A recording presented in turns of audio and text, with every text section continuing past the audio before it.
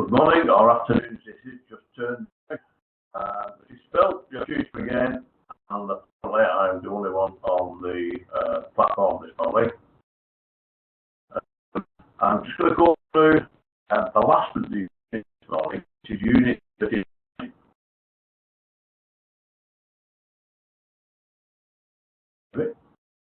39 at the back.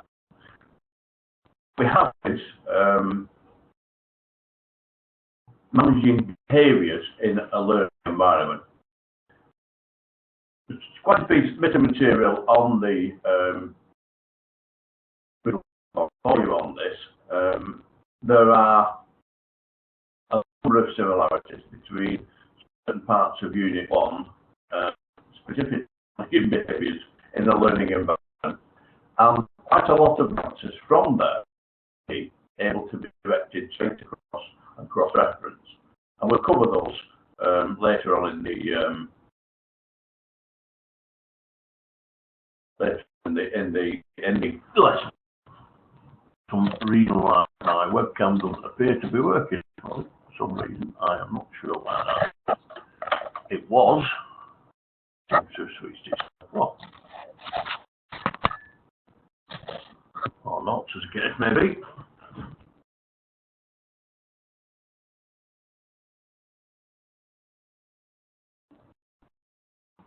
Not responding properly.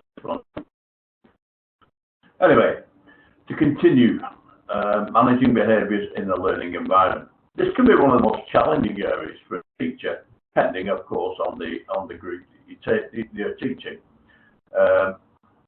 Many students in junior education and even into early senior education, and further education, but schools. Managing behaviour is quite challenging. Some of the material that's on the VLE I'm going to cover with you this morning, and you'll be able to look at some of that and use that if you need to on the process. But one of the things we'll look at first is the actual unit itself.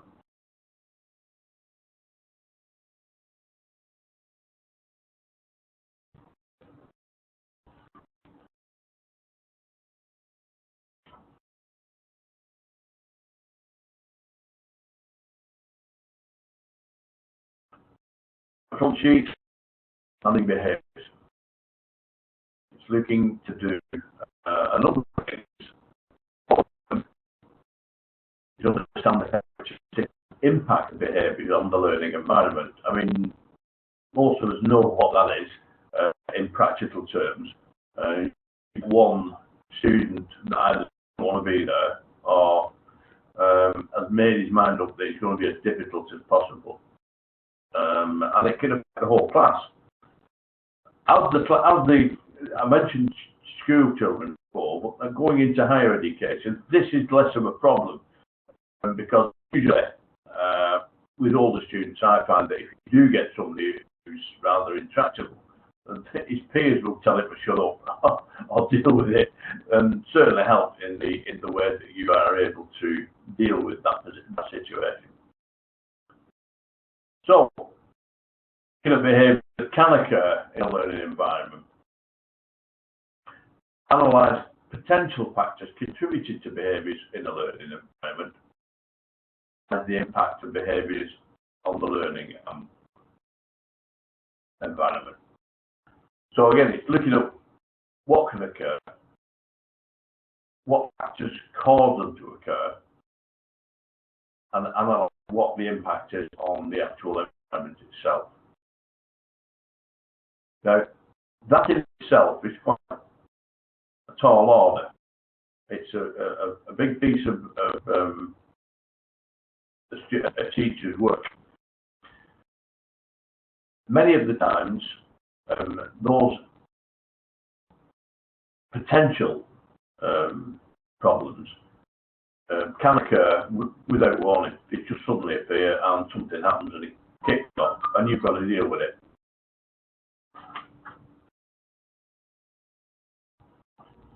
One of the things that you can deal with when you do that, or what you tend to do, is Somebody sent me a mail, just a second.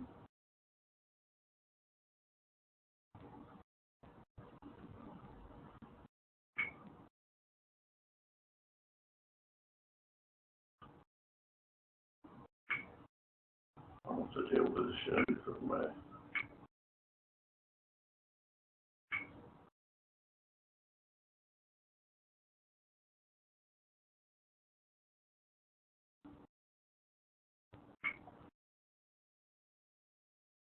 My phone's playing with.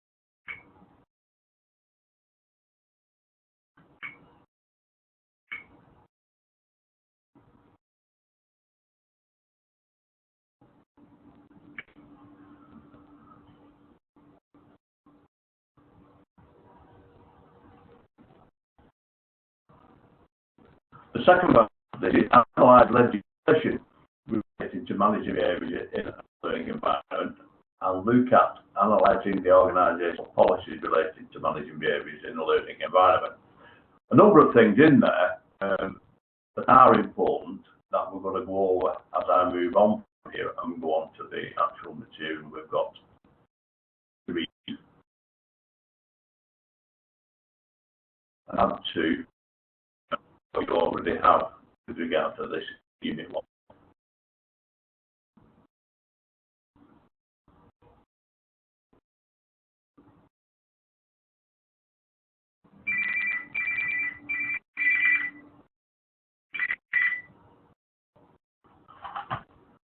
Hi, Mr.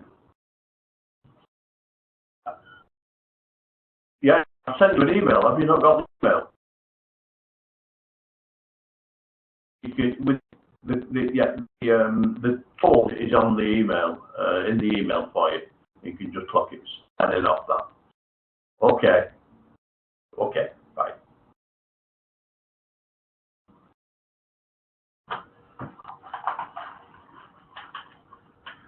One student couldn't log in. He can now.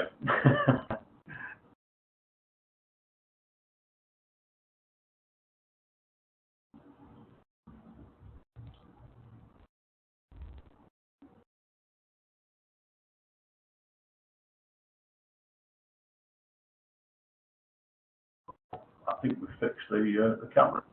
I could have done. It came on there a minute. Okay, now let's look at a number of things in this ebook.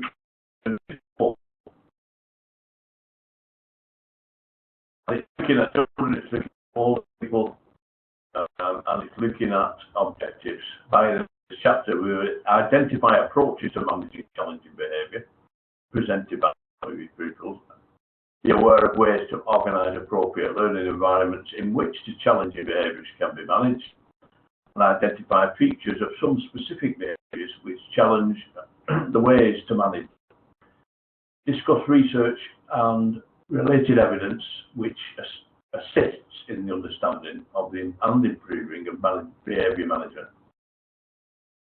Now, it's quite a long ebook, this. It's about 16 pages. I'm not going to read all of it through, but I'm just going to pick up a few of the points there that will be in your response to this unit.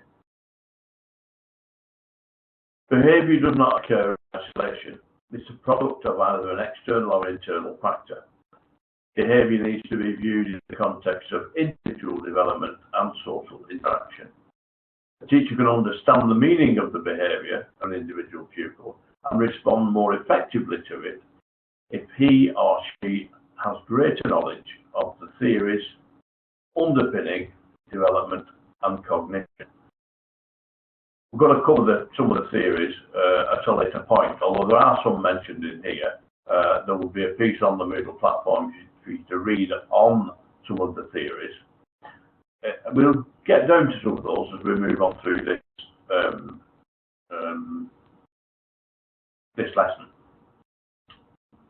Behaviours related to social interaction can be better understood and responded to by a teacher whose knowledge of the behavioural, social and affective theories developing cognition. Positive relationships enable learning. I think we all know that. It's studying behaviour definitions and approaches, so it's looking at some of the ways down that you can cover to manage your own response to challenging behaviour. It covers the report, some of the other things that go in establishing teaching role, frequency of problem behaviours, most common, reported to secondary schools, talking about calculated idleness or work avoidance, hindering of other pupils, arriving late, unwanted or non-verbal noises. You can make your own mind up what that could be.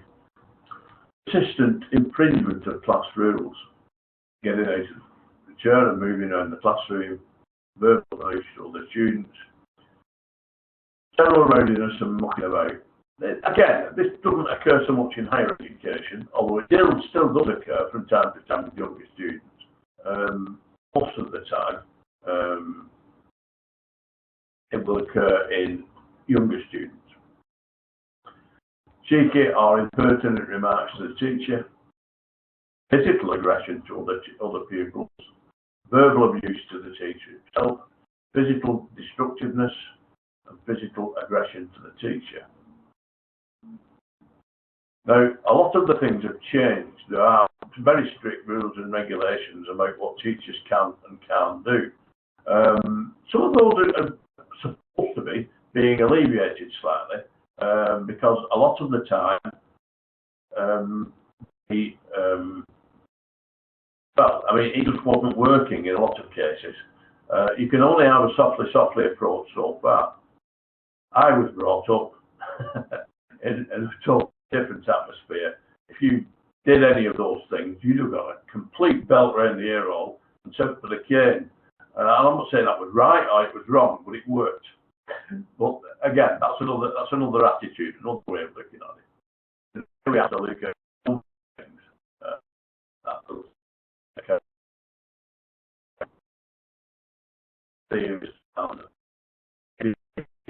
We do so much more about now than we used to.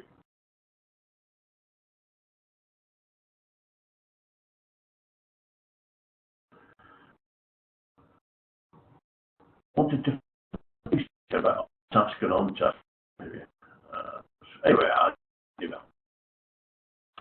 behaviour, task, theory of task. People gets more attention about task, reward on-task behaviour. Cognitive. Pupil thinks it can't do the task. Encourage the pupil to identify parts of the task it can do. Effective. Pupil fears failure. Build self-esteem. Social environment. He has a brother to say. Nurture group work. Work with parents and family. Yeah, that's a good idea. That actually does work. Provided you can get the parents involved. Some of the ones that have difficult families, if you like, the parents are difficult as well. So that only works if you've got a situation where the parents will listen. Biological, pupil has attention deficit, ADHD, all of the ADHD, refer for mental assessment. Developmental. That's usually the one that's the biggest criteria. Certainly in higher education, the pupil's not ready for independent work. Learning support and more appropriate learning target. And other students are put in from when you get towards level 4, 5, 6. Students have wanted to enrol in a course that perhaps is too high for them. and they've been right or wrong, they've been allowed to go on to that course, and it causes problems. Simply, they haven't got numbers, they haven't got the back ability to be able to show that. Oh, two in the middle, but obviously it's in the way. I need to move that out of the way. Move it over there. So yeah, a number of ways are behaviours here there will be some sort of theory behind them, and generally explanation of what's actually occurring, yeah, and an action that you can take to deal with it, if you like. A number of times, those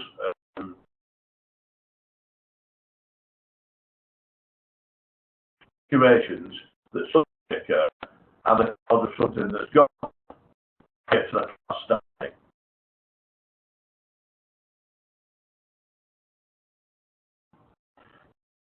I'm going to read this out because it's important. The national standards for QTS are perhaps a useful basis to explore the key theological issues that help teachers to secure pro-social behaviour and advance the learning of all pupils. Teachers are required to address what are regarded as the three principles of inclusion: setting suitable learning challenges, responding to pupils' diverse needs, and overcoming potential barriers to learning. This is something that, again, it depends on the support you've got from the school and what the school's policies are, which obviously you've got to follow. But a number of times, students, for one reason or another, have gone off the map. I had a student, as an example, who was in a class of 19 to 24-year-olds who had been low achievers at school, and they were obviously not in employment or training, so they come in to pick up some of the skills that they needed. Three in that class were, one had emotional difficulties, and the other two were registered as what they call it. They had learning difficulties. They recognised learning difficulties. But one of them was quite a bright lad. He was, 19 going on 20. In all respects, he shouldn't have been in that class, and I couldn't work out what it was until we found out that he was dyslexic. He'd gone through 11 years of school without that being discovered or even anything done about it. After about a month, engaging with people, I got him down to a centre, and they did some tests with him, and he was found to be one of those that by wearing blue lens glasses he can read everything. And don't ask me how it works, I'm not a psychologist, but there are, certainly for that problem, there are a number of solutions, but some, not all, with that type of difficulty.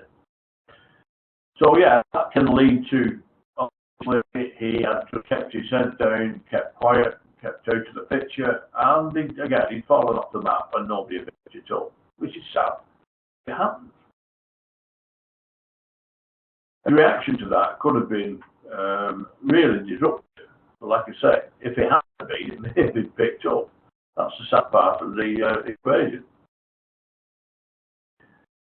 Establishing your teaching role is another important part of this, and that is that all equipment you need is accessible, you arrive on time, and relate to learning behaviour. You have the temperature of the room, you give clear instructions, and you're fair and consistent. The lighting, ventilation is okay. You acknowledge positive behaviour and set achievable and relevant tasks. All materials are labelled. You acknowledge achievement and you understand it's understood by all pupils. You facilitate teaching movements. You act as a role model, and you understand, yeah, parents or carers fall into this category. The pupil grouping, differentiated learning, respond incrementally to pupil action. Working environment, purposeful, orderly, friendly and supportive, varied teaching or pedagogy. The work is displayed, usually support, teaching assistants, anybody that may have assistance in that position. Pupil involvement in the class layout, usually support. Routine for distribution of materials, emphasise pupils' role, set rules and regulations and routines, negotiate those rules and routines, display them so everybody knows what they are, and then reinforce them at all times. So yeah, there are a number of things you can do to manage the actual class yourself. That is an important part of this.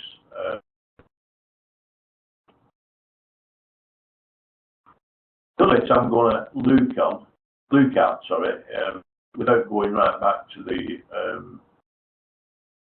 whole process, is establishing relationships.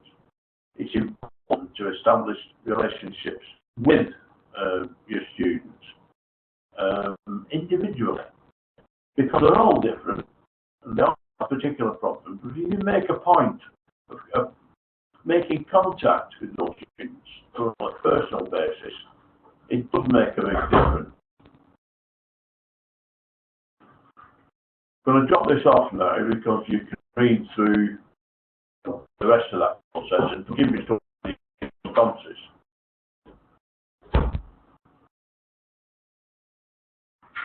Going back up.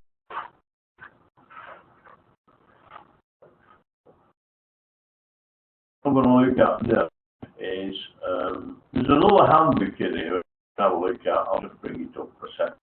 It's less important for the majority of you, as I understand your situations. If you may be in working with younger children, if not now, maybe in the future. And the material here in this e-book that you may find useful in terms of future reference.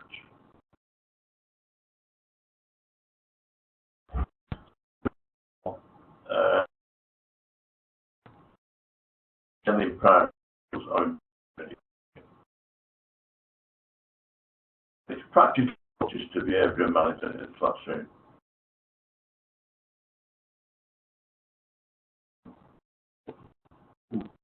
Slow down, notes.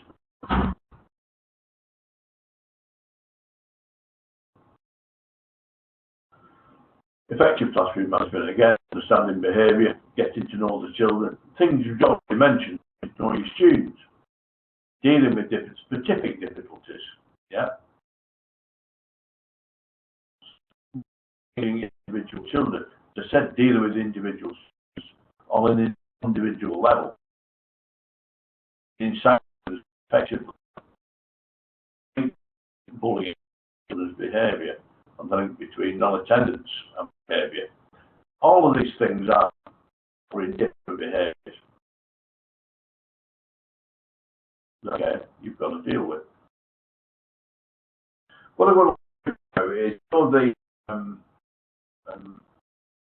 actually close. Oh, yeah, amen.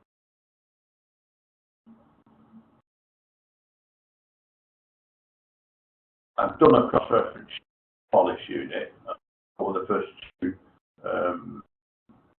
learning objectives this morning.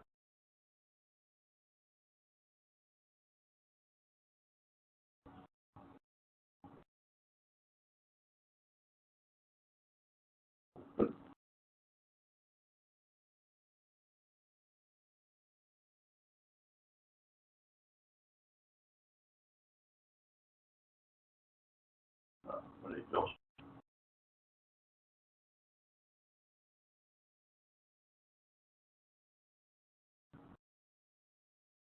Oops, too far. Right. learning objective 1. Analyse behaviours that can occur in a learning environment. Again, this is expand on the evidence unit 1. Learning objectives 4.1, 4.2 and 4.3. Those three, to some extent, may have been covered in there. They may be, again, a cross-reference. But you need to check these. This is the one unit, I think, more important than the others, where you do need to check were you responsive, because it's a very specific unit. It's covering merely behaviours in the learning environment and how you manage those. Unit 1 was general. This is specific. So there may be some changes in what's being asked for at your response here. Oops. I made this too quickly.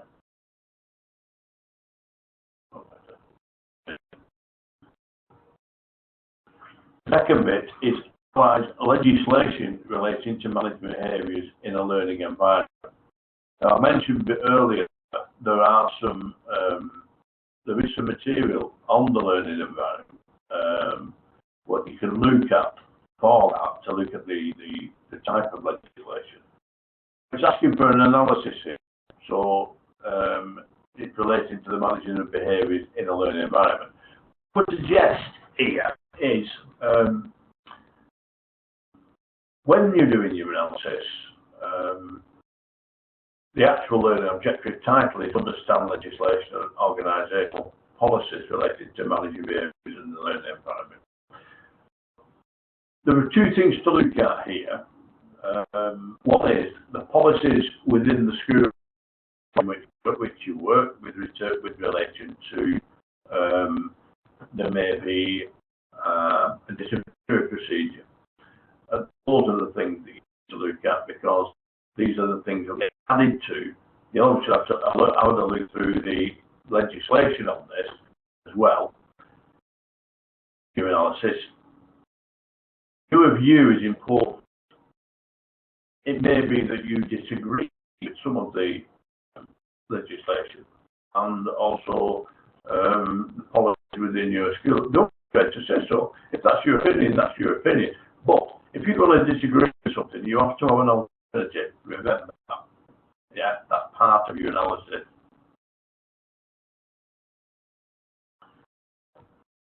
For this morning, we're going to look at this afternoon. I'm sorry about that. You need to analyse organisational relations to managing behaviours in the learning environment. Well, this is part of the same thing, because that's looking at legislation only. This is looking at organisational policies. Every school or college will have a policy on managing behaviour in the lesson, in the classroom. It will have a policy on lateness. It will have a policy on a number of things that are surrounding this behaviour management. You need to look at those, and also, as I said, there will be at some point a disciplinary procedure. Sanction happens if continue disobedience to the rules or unruly behaviour is not sorted at the earlier stage. What happens next? Some schools have an exclusion policy, other schools won't actually exclude. It depends on the particular school, and there are guidelines from government ministry that will help in you resolving those problems as early as possible. So, what we looked at is finally, we looked at analysing the behaviours that occur, analyse potential factors contributing to those behaviours, and analyse the impact of those behaviours on the rest of the learning environment. As I said, we've had a look at some of the reading matter you've got on it. Some of the things that are in there will be very useful to check. It may be that when you go back and look at Unit 1, you may think, I've got a little bit here at Unit 1 as well. If that's required, if you find that by adding a little bit more evidence at Unit 1, at those learning objectives 4.42, 4.2, 4.3, if you, again, not you feel you've not fully covered them after reading this material, you can then fully cover them, then make straight cross-references where it's asking for this on this unit, you can just refer to evidence at unit 1, whatever. Most of you, one or two of you asked questions regarding portfolios. I've always suggested with a larger qualification like this, where there are quite a few units, several, 8, 9 units, I think, in total. We dropped one off, I think. Well, there are certainly 8 units anyway, and they are quite lengthy units. This is one of the shorter ones with only 4 learning objectives. Some have got 6, 7 objectives, and obviously 2 or 3 elements to each of those learning objectives. So that's quite a lot. Whatever to organise a portfolio, it's easy just do unit 1, unit 2, unit 3, unit 4. Exactly the same if it's electronic. Yeah. Put all your evidence together for unit 1, your learning objective 1, learning objective 2, 3, 4, whatever it is. And then unit 2 will be in a. What I suggest is when you're organising these, put them into separate folders first, and then once you've got them into the separate folders, you can combine them in order at the end. It'll be then easier for people to go through and look and make an assessment decision on against the work you provided. If you could have a look at doing that, and again, use material on the really, make sure that if you've not been able to attend this lesson, obviously you haven't, because I've not got any notification of it myself, that you access the stuff on Moodle. The recording of this lesson is there, as well as the material that you need to look at. I will check some of the legislation material on there, just to make sure it is completely relevant, because I've found 1 or 2 that need to be changed slightly. So I'll look at that next day or 2, but I'll put it on and make sure it's available. And I'll speak to you again on Wednesday. Bye for now. So the meeting closed.